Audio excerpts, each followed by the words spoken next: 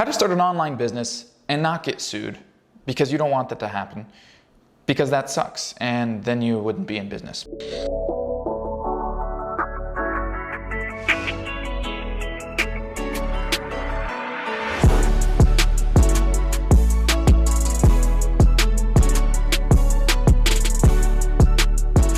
What up guys, Ben Oberg back with another video. Today I'm going to talk to you about the tips, the tricks, and the things that you need to be able to start an online business. By the end of this video, you're going to understand how to structure your business. In other words, whether you want to do a sole proprietor, an S-Corp, an LLC, what all that stuff even means, how you want to be taxed. I'm not a financial advisor and I'm not a CPA, I just know more than most, okay? Smash the like button if you haven't done so already, because you are going to love this video and you're going to understand some of the things that you probably never would have even anticipated needing to do, and the things that you want to have in place as you're going out. So it's going to avoid you having to spend more money. It's going to make your business more efficient. It'll be longer lasting and you'll be able to scale quicker. Plus, you're going to get some of my top online business ideas that I'm going to recommend if you're trying to learn how to start an online business in 2020. All right, so let's get started. The first thing that I want to cover before we get into business models and things like that is your structure, okay? So a lot of people, when they start a business, they will start what they call a sole proprietorship. It's an SP, all right? Well, that's well and good, but as you're scaling, you don't want to be that. Sole proprietorships, this is how it works. Typically, you'll go to your Secretary of State, which you can literally go to the website. You can literally type in Secretary of State for Washington State, and you'll click it on Google, you'll find it, and then you can get your business license there. This is where you're going to pay $25, $40, $100 for a business license through the state that you reside in, okay? Well, if you do a sole proprietor, a lot of times they're $25, $35. If you do an LLC, they're usually a little bit more. They can be $60 or $100. Here's the thing, sole proprietor means you are the business, okay? You are the business. Everything you buy for the business is under your name, whether it's a car or a building or this computer or this watch or the lav mic that I'm using to record this video. Everything is under you. That is not good for a couple different reasons. One, if somebody were to come along and say, hey, I don't like the way I was treated, I didn't like your program, the face cream that you sold me was bad, whatever the case may be, and they decide to sue you, because in this day and age, you can basically sue anybody for anything. If a leaf from your tree falls across the fence into your neighbor's yard, they can sue you, okay? There was a study given to the state of Louisiana, and they asked citizens in Louisiana, what are the top ways to get rich? The top two answers were sue somebody, buy a lottery ticket. That's very bad. Okay, so if you want to learn how to start an online business, you need to have the proper structure. I recommend an LLC. Yes, you will pay $100 for your business license. Here's the thing, when you are an LLC, that stands for Limited Liability Company. What does that mean? You have a limited liability, because when you buy something, it's the company, it's the company's, okay? If I get this wallet right here, it's the company's. If I buy this watch, it's the company's. If I buy a car, I can put it in the company's name. Now when I go sell a wallet to somebody and they don't like it because it snaps in half and they want to sue me, they can sue me for the wallet, but from a legal standpoint, it makes it quite a bit harder for them to take lawful action against me to come after the car that ain't got nothing to do with the wallet that they bought from me. Do you understand what I'm saying? All right, if you're brand new to the channel, make sure you tap that notification bell and subscribe, because you are going to continue to be able to learn from me how to grow as an entrepreneur, how to start your brand, how to get your business going, how to scale up, how to get the social media game going, and how to close deals like an absolute rock star, be able to create those products and services, brand on some of the best social media platforms like Instagram, and all the tools that I use to be able to learn how to start an online business. And this is going to become increasingly essential going into 2020 as more businesses get started, okay? Now, you don't want to be a sole proprietor, to recap. You want to be an LLC. The reason is there's limited liability to you. And I'm not going to get this too convoluted, but here's the thing. When you create an LLC and you really start scaling, you can form sub-entities inside your company, where you couldn't do that as a sole proprietor. Let's say, for example, you're getting into real estate and you decide you're going to flip this house. You're going to put that house in an LLC. Now, let's say that you find another house that you want to flip. You're able to create a sub-LLC inside this house. Inside this house, you can assign this house to this sub-LLC. So it's kind of like an umbrella LLC. You've got your main LLC. Think of it like this. If my watch was the main LLC, right? And then I decide, like, this is my main, this is my company, and I want to flip this house, this house, this house, this house, and this house, okay? This house becomes a sub LLC. This house is assigned to this LLC. I create an LLC, I put this house under it. I create another LLC, this house goes under it, etc. Now, what happens here is if the buyer of this home has a problem with it, there's water damage, a leak, there's a hole in the roof or something, they want to sue me, it's very hard. It's going to cost them so much more money than it's worth it if they want to come after me for all these. Makes it a lot harder. I have protection, LLC, limited liability company, okay? But if I have all of these houses under the same LLC, even though there's 5 different buyers here, this guy can go, you know what? Fuck you, Ben, I'm going to take all your houses.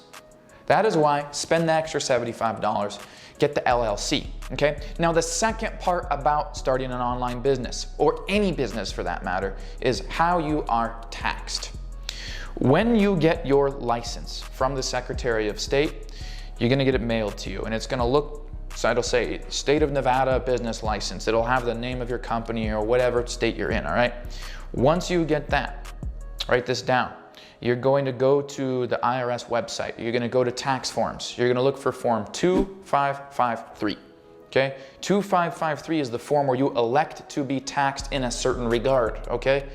It will allow you to be taxed as a sole proprietor, an S-Corp, a C-Corp, or a partnership.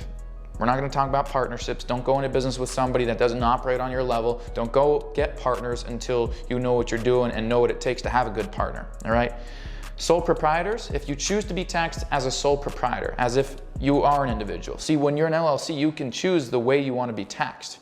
You can choose to be taxed as if you're an individual. You can choose to be taxed as an S-Corp. You can choose to be taxed as a corporation. Here's what I recommend to you. Zuckerberg, Bezos, those are corporations. Amazon, Facebook, those are corporations, okay? They're designed for being able to keep the equity in the company, keep money in the company, and sell the company eventually at a massive profit at a way later date, okay?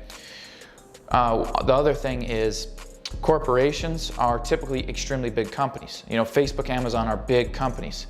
Another portion of that is corporations usually, they form C-Corps because they want to be able to take international investors. They want investors at an international level and they don't want a limit on that. Okay, that's the purpose of a C-Corp. Now, C-Corps have certain tax benefits because they usually do business at an international level. So C-Corps usually only pay 13% and some change federal income tax for any business done overseas. That's otherwise not the 50 states, okay? And they typically only pay a 20% tax on domestic business done inside the United States.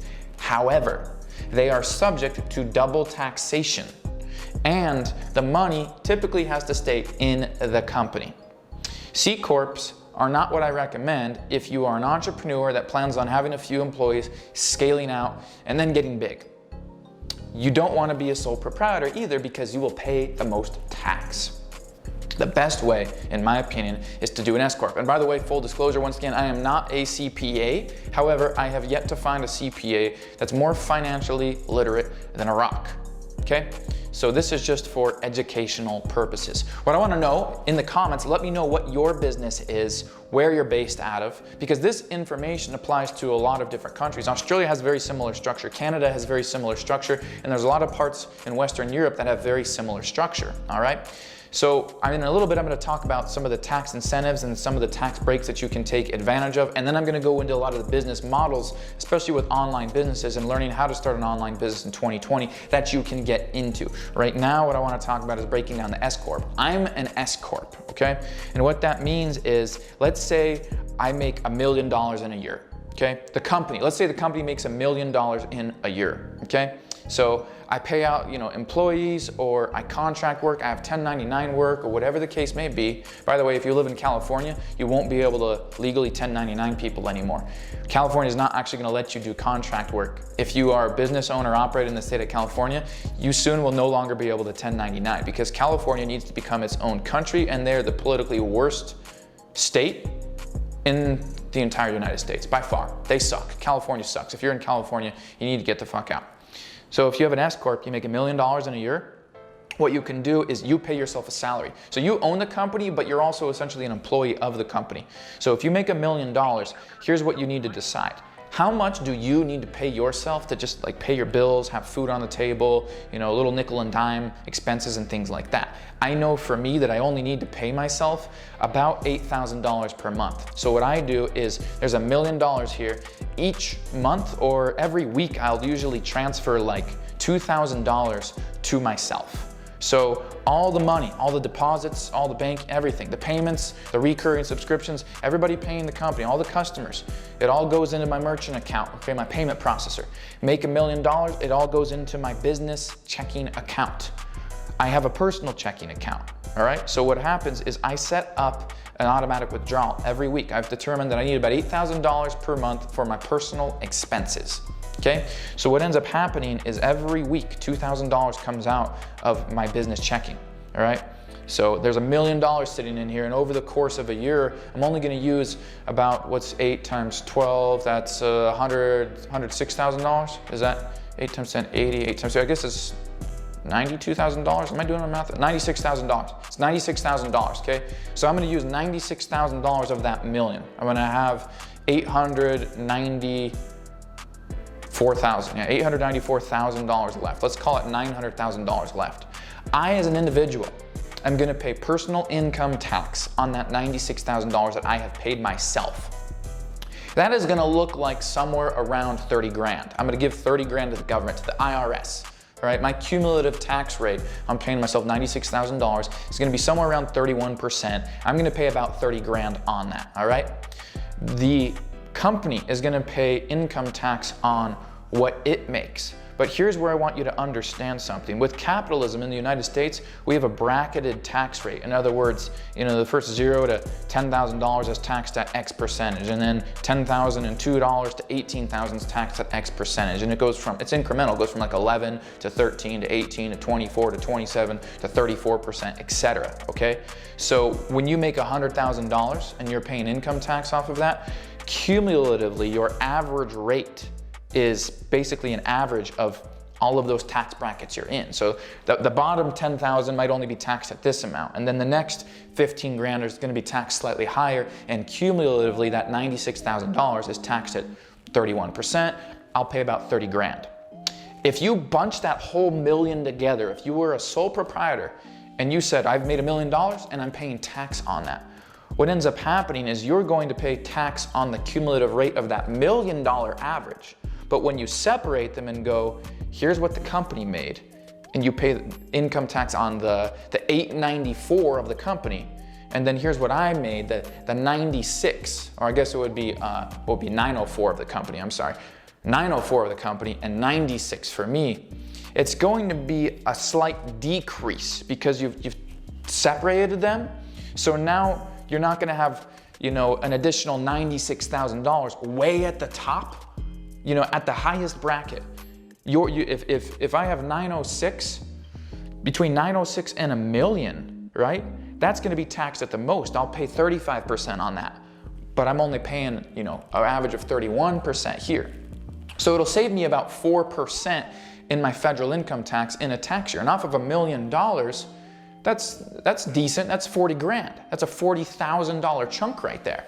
So it's a tax deduction, it's a tax savings, that's 40 grand back in your pocket. That's $3,000 a month. It's $3,300 a month back in your pocket. That's why I recommend an S-Corp. And if that sounded confusing, if you have any questions for me, please drop it in the comments below. I'd recommend that you rewind this video and you start going back through and taking notes, because these are the things that your marketing professor didn't teach you, your little dinky finance degree from Yale isn't gonna teach you, your CPA doesn't know it, and your mom and dad don't know shit about this. Subscribe to the channel because I just dropped an immense amount of value that you should have just paid for, okay? Now the next thing that I want you to look at is, where do you live? Okay, this is another thing to just think about. If you're trying to set up an online business, there's a lot of solopreneurs out there. Like there's a guy I get emails from all the time, lives in California, and his dumbass literally thought he could register his business in Wyoming and get out of the tax. California will come after any money you have. They will audit everything you have. You can try to find every single way to get out of it, okay? If you go live in California and you vacation 10 months out of the year somewhere else, California will still try to tax your ass for the income that you made because you simply have an address in California, even though you weren't living there and earned while you were traveling somewhere else for 10 months. It's called tax home. In most states, they consider your tax home where you are for at least 181 days of the year. In California, they say, look, if you're here for 2 damn months, it's your tax home. We want your money. That's how corrupt California is. There are 7 states currently that don't really have an income tax. I'll try to think of all of them. You've got Wyoming, Washington State, Alaska, Texas, Florida, Nevada, and I'm missing one of them. I said Wyoming already, I'm missing one of them, okay? There's like 7 states. Nevada actually does have an income tax. It's called a commerce tax, and it's dependent on your industry, and it's just a decimal. Like my commerce tax for the state of Nevada is a 1/4 point when I'm over $4 million. So it's nominal, but they do have an income tax. It's really low, and it's once you're at like a $4 million level or higher, okay? So you gotta understand that. I recommend you do research on like, what state do you live in? And if you're not in one of the states that has an income tax, sometimes what you can do is get a registered agent. In other words, it's basically a physical address, it's a regents, it's a place that handles your business paperwork that's in a state that doesn't have the income tax. So you register your business through that state to avoid the income tax of the state that you live in. Now that will only work if you check with your state and maybe consult with a halfway intelligent CPA in your state saying, look, I live in Illinois, but my business is registered in Washington, okay? All my paperwork runs through there. I got an office there. If I make $100,000 in a year in the state of Illinois, but my business and all my billing and everything is registered through Washington, will I be liable for just as much income tax to the state that I live in, Illinois, or not? Will it give me a break? Okay, that's something that you want to ask yourself. Now, if you're loving this video so far, and I appreciate it, guys, I appreciate all of you guys that subscribe. Couple things. One of the best business models that I have learned is being able to create an income with Instagram. I've included a link in the description for you guys to hop on my free web class that will teach you how myself and thousands of my students are earning an income with Instagram. If you'd like to be able to learn how to do that, click the link in the description, register, make sure you dedicate a couple hours of your time, because I promise it's probably going to be a turning point in the financial future for you, and it's probably one of the best business decisions you could make. So please register for that Instagram Mastery web class. Learn from me. You'll be able to take a look at some of the testimonials from my top students, and you'll have a chance to start learning directly from me, get involved in our Instagram mentorship program, start really learning how to create a 5-figure per month income with Instagram in a multitude of different ways. So make sure you hit that and follow me at Ben Oberg on Instagram. Now, online business models. Okay, what is it that I do? What do I find the most success in? All right. Here's what I see. Information is a trend. Any level of information that you have, you can get paid to teach. So rather than, e-commerce, Amazon FBA and things like that, I find that the most efficient thing to do is to really take information that you have, put it into a sales funnel.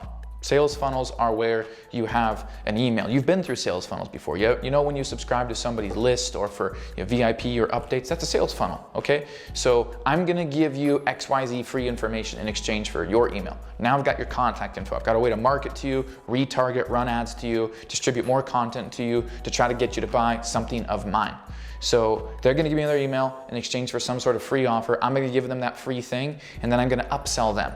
Before that, I send the free thing to them in email, I'm gonna upsell them to something, 20, 30 bucks, okay? Small pill to swallow. I can run ads to that and hopefully get enough sales to acquire a customer at a profit. I'm gonna get them into my ecosystem, I'm gonna figure out what their needs and wants are, I'm gonna distribute more content to them, and I'm gonna get them on my other presentations where I'm teaching information and I'm selling the information that I have, which has helped other people to be able to get results. So I'm going to position myself as an expert and take information that I know about fitness, massage, being a chiropractor, holistic nutrition, makeup tutorials, digital consulting, coaching, how to get more clients in a real estate business, whatever.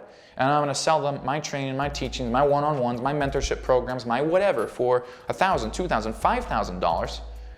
And now I'm gonna be able to scale my business. I'll put that money back into ads, I'll scale more, I'll build out an ecosystem, I'll have back-end products down the pipeline. There's more opportunity for people to work with me more, get closer, get more mentorship, scale up.